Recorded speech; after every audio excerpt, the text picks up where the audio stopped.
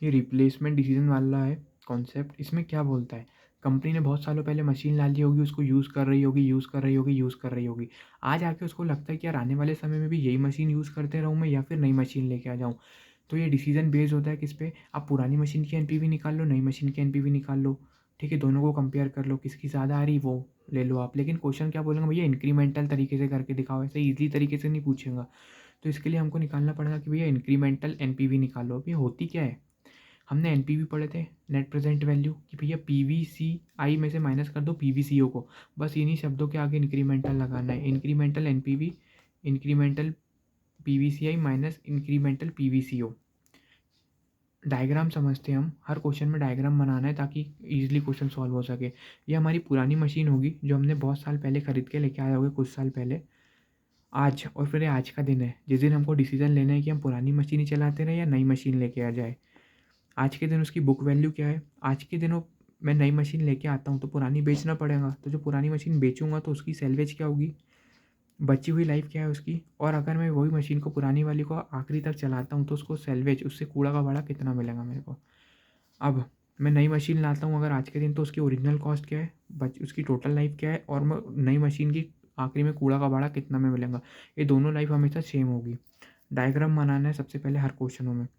अब हम सबसे पहले निकालना सीखेंगे इसमें PVCO, present value of cash outflow incremental, यानी कि इंक्रीमेंटल कैश आउटफ्लो, यही पीवीसीओ निकालेंगे। सबसे पहले हम इसमें क्या करना है हमको, आउटफ्लो यानी कि हम नई मशीन लाते हैं तो कितना पैसा जाएगा, कॉस्ट ऑफ न्यू मशीन, नई मशीन लेके आते हैं तो कितना पैसा जाने वाला है।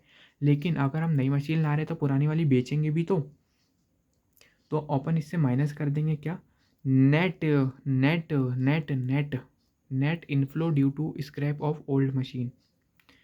ये कैसे निकालते हैं, हमने पहले सीख चुके थे कि जितना भी पैसा आया है प्लस कर देंगे अगर टैक्स सेविंग हुई है, माइनस कर देंगे अगर टैक्स एक्सपेंस हुआ है, किसके कारण, कैपिटल गेन या कैपिटल लॉस के कारण। हर क्वेश्चनों में गलती यहीं पे हुई है जितने बार प्रैक्टिस में, तो ये पॉइंट अच्छे से याद रखना, net inflow due to scrap of old machine. Outflow आ गया हमारा। अब हमको निकालना है ये इंक्रीमेंटल पीवीसीआई।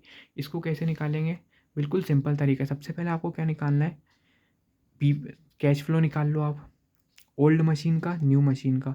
कैश फ्लो निकाल लो आप हर साल के, यहाँ का हर साल का पूरे का कैश फ्लो निकाल लिया मैंने, पहली स्टेप। दूसरा होता है जो मैंने कैश फ्लो निकाला उसको डिस्काउंट करके लाओ, दो स्टेप कंप्लीट हो गई। अब तो ये क्या निकल जाएगा डिस्काउंट करने के बाद, मेरा पीवीसीआई आ जाएगा। अब दोनों, ओल्ड मशीन न्यू मशीन, दोनों का पीवीसीआई को माइनस कर दो तो इंक्रीमेंटल पीवीसीआई आ जाएगा।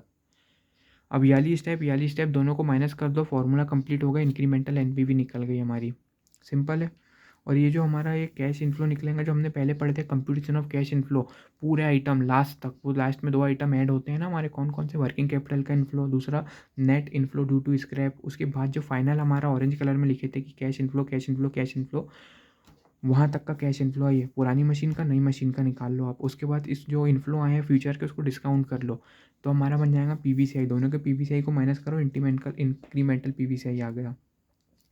अब क्वेश्चन में क्या होगा, अगर लास्ट में सैलवेज वैल्यू ज़ीरो है, हाँ, और डाटा सेम है, अगर साल हर साल का सेल्स वीसी सब, तो जनरली क्या होगा, हम अ, हर क्वेश्चन में कैश इनफ्लो निकालने का डाटा एवरी ईयर सेम ही होगा। अगर रियलाइजेबल सैलवेज अगर ज़ीरो दिया हुआ है तो हम क्या करेंगे, एक साल का निकाल के एन्युटी फैक्टर से इंटू कर देंगे उसको, ये ईयर 1 ईयर 2 ईयर 3 के निकालने की बजाय। ये कुछ क्वेश्चनों में भर होगा।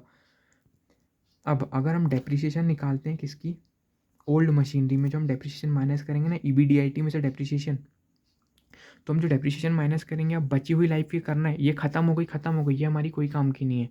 ये बची हुई लाइफ की हमको डेप्रिसिएशन कैसे निकालेंगे अपन, book value minus salvage divided by balance life. Book value minus ये वाली बुक वैल्यू, सेल्वेज ये वाली, बैलेंस लाइफ ये वाली, ओल्ड मशीन का। न्यू मशीन का भी यही, ओरिजिनल कॉस्ट माइनस ये डिवाइडेड बाय टोटल लाइफ, बस।